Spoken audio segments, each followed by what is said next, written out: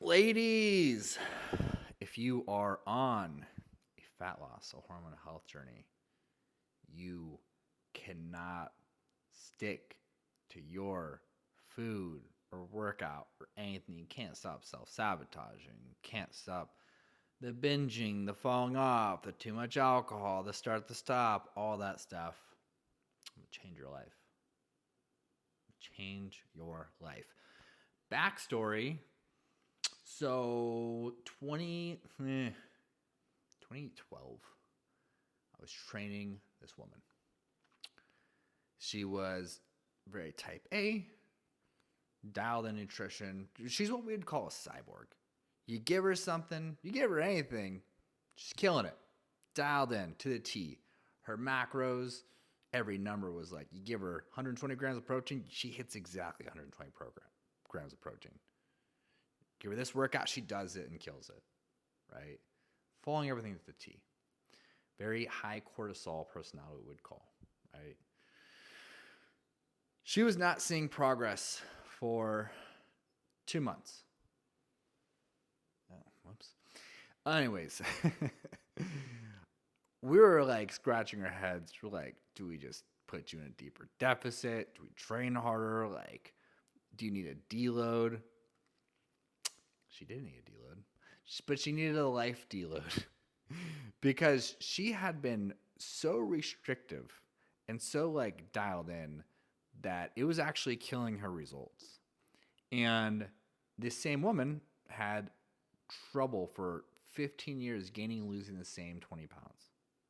Up, down, dial in, lose it, gain it back. Dial in, lose it, gain it back.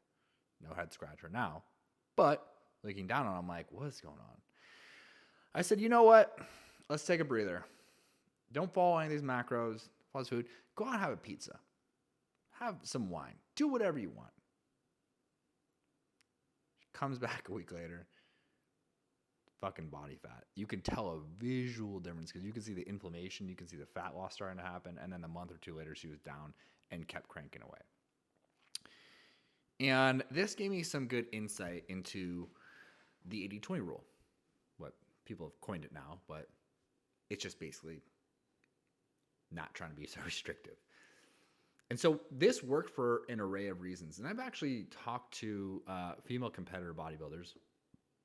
If this one girl's like, I could not get my physique dialed in, I would be inflamed or I'd hold on to fat. Like, so one day, I think I interviewed on a podcast back when, maybe a year or two or three ago, when I was doing more interview format, which for me was not fun. Well, no, it was fun, but it was just like, it was hard to schedule these. I just was like burnt out on it. Anywho,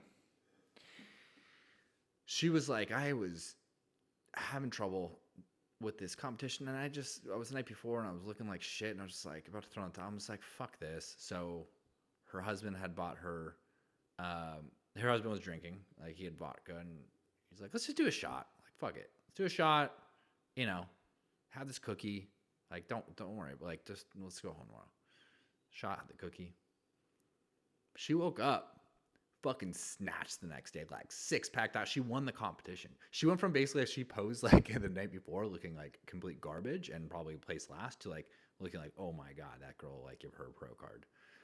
And so there's a lot of things that are actually happening from a physiological standpoint.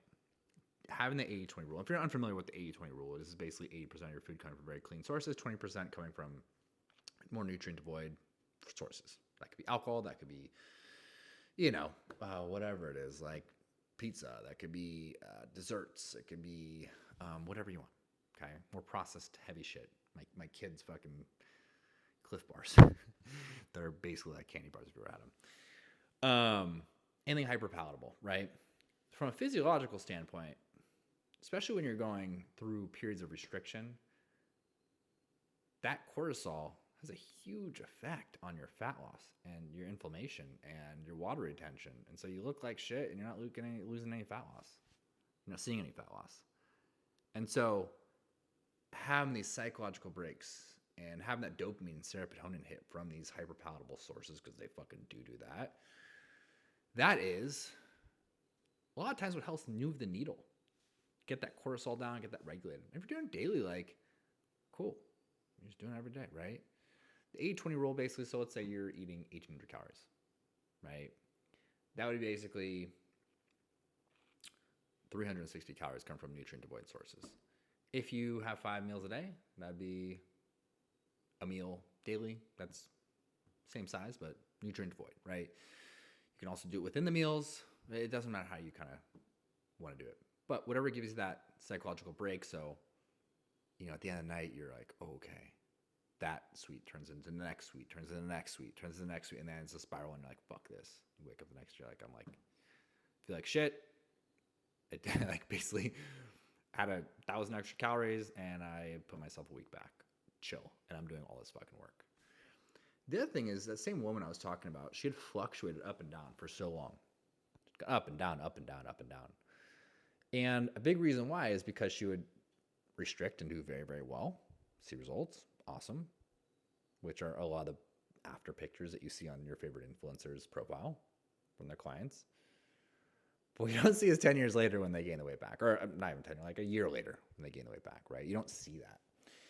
And so I've had so many what we call cyborg clients where it's like, a lot of times my goal as a coach isn't to really push, but someone sign up to them, they're like, oh yeah, you're going to push me, you're going to push me. I'm like, actually, most likely I'm going to put the fucking brake on for you. Because that's our job as coaches a lot of time, to really get you out of your own way and hold you back from doing too much at once and going too restrictive. Because you go too restrictive, you see results, and then you go too flexible, and then you don't see results. And you kind of go back and forth and back and fucking forth. And you want to yank your hair out, and you end up losing and gaining the same 20 pounds in 10 years, right? So this adds a sustainability component, right? And that's why I said I'm dry January. I was like, dry January. It's down the shit ever on my IG live today. Someone's like, I'm doing sober October right now. I'm like, I didn't even know that fucking existed, but goddamn, now I have to do a fucking video on it. But sober October is so dumb. It's like, what the fuck are we actually doing still? Like, it's just perpetuating this all in, all out, perfectionist, start, stop, restrictive, flexible, too flexible. Parallels that are the same reason we're gaining and losing all this weight. So instead of that, just as hard as you are hitting your macros, just as hard as you're hitting your meal plan, just as hard as you're hitting your workouts, make sure you are hitting hard those cheat meals, that alcohol, even when you don't feel like it. Like, oh, you feel like eating clean. Like, fuck it. Don't matter, right? Make sure that 20% of your food daily is coming from some nutrient devoid sources, so you can actually have some long-term sustainability. Because you go on, white knuckling it, and I'm not gonna eat out, and I'm not gonna go to parties, and just living your life in a vacuum. Why would you do that now if you can't do that forever? And I get what you're thinking in your head. You're like, okay, well, I'm gonna lose the weight first, and then I'm gonna get like super dialed in. Watch me. Okay, I'll also watch you be fat again. Like I've watched it for 20 years, which is how long I've been doing this. Probably sense the frustration in my voice, so please just fucking don't do that. But we really need to be just as diligent on practicing the 80-20 rule, because that's gonna rewire our brain. And now you have a sustainable solution, and you can do this for the rest of your life. You're fucking welcome. And if you want my cheat meal plan, by the way, go on Instagram at Dylan A. Conrad. DM me cheat meal plan. Instagram was where I have 213,000 more followers than I have on YouTube, which is I have 1,000 followers. But I'm still cranking away, baby. I'm going to do this. I'm here. I've arrived. I don't know why I've arrived or what I've arrived to, but YouTubers, mount up.